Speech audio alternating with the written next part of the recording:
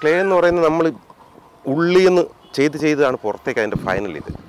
Stone എന്ന് പറയുന്ന വെളിയിൽ നിന്ന് ചെയ്തിട്ടാണ്. രണ്ടും ഓപ്പോസിറ്റ് മെത്തേഡാണ്. അപ്പോൾ ആദ്യം മുമ്പൊക്കെ ഞാൻ ഇവിടെ ട്രിവാൻഡ്രത്ത് ക്ലേയിൽ ആദ്യം ഒരു മോഡൽ ചെയ്യും, എന്നിട്ടത് ട്രാൻസ്ഫർ ചെയ്യാൻ ശ്രമിക്കുക.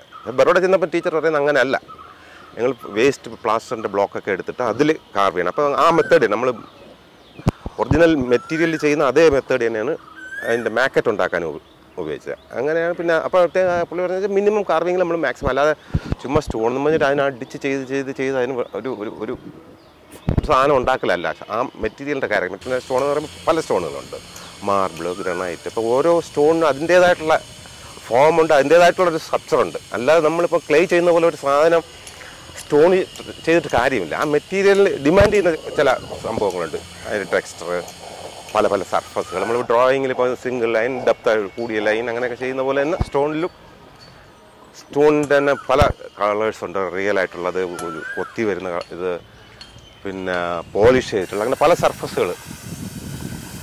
ഇപ്പം ഗ്രാനൈറ്റ് ആണെങ്കിൽ ഡിഫറെൻ്റ് ആയിരിക്കും, മാർബിളിനാണെങ്കിൽ ഡിഫറെൻ്റ് ആയിരിക്കും. അതിൽ ചില വ്യത്യാസങ്ങളുണ്ട്. അത് കുറേ കാലം വർക്ക് ചെയ്യുമ്പോഴത്തേക്ക് നമുക്ക് ആ മീഡിയ ശരിക്കും പരിചയപ്പെടും.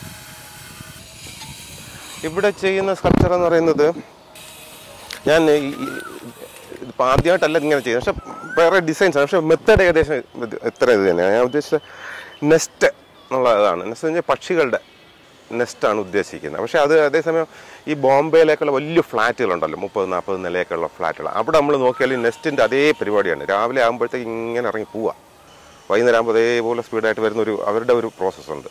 അപ്പോൾ ആ ഒരു ഇതാണ് ഞാൻ ഇതിൽ ഉപയോഗിച്ചിരിക്കുന്നത്. ഇത് പക്ഷേ ഇത് ഔട്ട്ഡോറാണ്, അവർ പാർക്കൊക്കെ ആവുന്നതുകൊണ്ട് ഞാൻ പക്ഷികൾക്ക് ഒന്ന് താമസിക്കാനുള്ള ഒരു സംവിധാനമാണ്.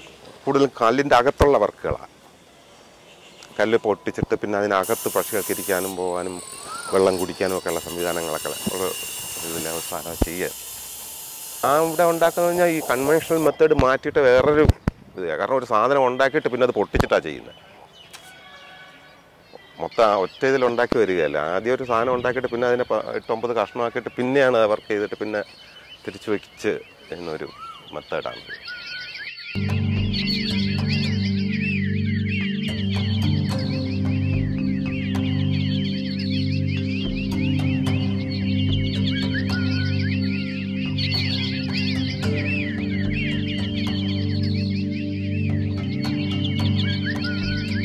നമ്മുടെ നാട്ടിൽ അത്തരം രീതിയിലുള്ള സ്കൾപ്ചറൊന്നും ഇല്ല. അപ്പം പെട്ടെന്ന് ആൾക്കാരെ അതിശയിപ്പിക്കുന്ന രീതിയിലുള്ള സ്കൾപ്ചർ. ഇപ്പം ബ്രാങ്കൂസിയുടെ എൻഡ്ലെസ് കോളം എന്ന് പറഞ്ഞാൽ 100 മീറ്ററാണ്. അത് കണ്ടാൽ നിന്ന് പോകും. കാരണം ആ ഒരു സ്കൾപ്ചറിന് വേണ്ടിയിട്ടാണ് ആ പാർക്കെ ഉണ്ടാക്കിയിരിക്കുന്നത്. ആ പുള്ളി പറഞ്ഞിട്ട് അതിനകത്തൊരു ടാറിട്ട റോഡോ ഒന്നും പാടില്ല, നടന്നു പോകുന്ന വഴി മാത്രം. അങ്ങനെയുള്ള സ്ഥലങ്ങളിൽ നമ്മൾ നിന്ന് നോക്കും. ഇപ്പോൾ ഒരുപാട് ചെറിയ സാധനങ്ങളാകുമ്പോൾ അതിനൊരു എഫക്റ്റ് ഉണ്ടാകത്തില്ല. അപ്പോൾ അത്ര ഹ്യൂജ് സൈസിലേക്കുള്ള സാധനങ്ങളും ആൾക്കാരെ പിടിച്ച് നിർത്തുന്ന ഫോമുകളും ആൾക്കാരെ ക്ഷണിക്കുന്ന സ്കൾപ്ചറാണ്. ആൾക്കാർക്ക് ഇങ്ങനെ നോക്കി പോകാൻ സ്കൾപ്ചറുണ്ടല്ലോ, ഈ ഓഡിയൻസിനെ അട്രാക്റ്റ് ചെയ്യുന്ന രീതിയിലുള്ള സ്കൾപ്ചർ. അത് വന്ന് തീർച്ചയായിട്ടും ഭയങ്കര ഇതൊന്നും ചെറിയൊരു സാധനം ആവുന്നതുകൊണ്ട് അതിൻ്റേതായിട്ടുള്ള പരിമിതികളുണ്ട്.